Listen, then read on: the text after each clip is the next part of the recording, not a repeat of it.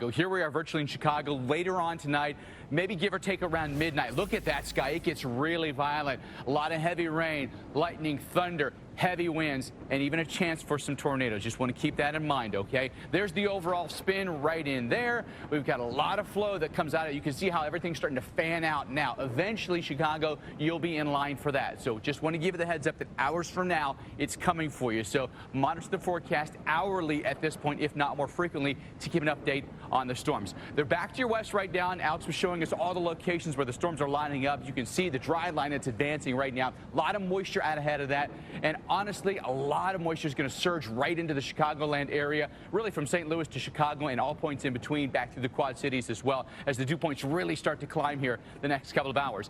We take a look at the low-level wind shear right now. If you look at the winds, a lot of these winds are coming out of the south right now. There's plenty of southwest winds here across the plains. And then you take a look at the mid-level winds that we have, so about 5,000 feet or so. Actually, there's a lot of alignment here. So what you're seeing is a lot of straight-line wind. Winds gusting in Texas today more than 80 miles an hour. The area that we do have some wind shear, where the winds are crossing a little bit, is right in here through central Illinois back into eastern Iowa. And that's an area we really may focus on for a lot of supercell thunderstorm development, or at least a continuation of some of the storms that we have in here. So no reason to think that these storms will die down as they move into that wind shear environment across the Illinois and Iowa. So here's the future radar, and you can see plenty of storms that are firing right now. They'll continue to do that right through the night tonight. Really tough stuff for you here.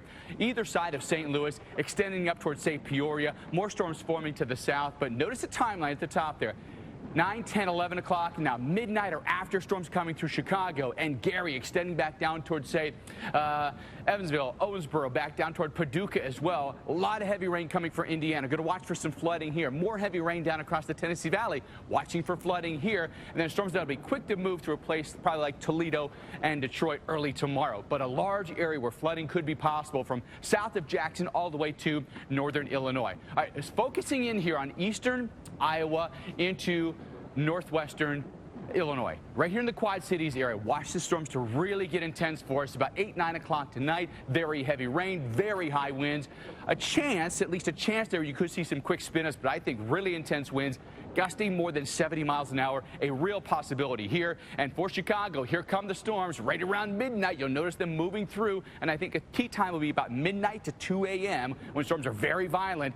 If you have any trees around your property, maybe you're sleeping on a ground level floor or maybe down in the basement tonight, those storms gone by the time you wake up tomorrow morning, Alex.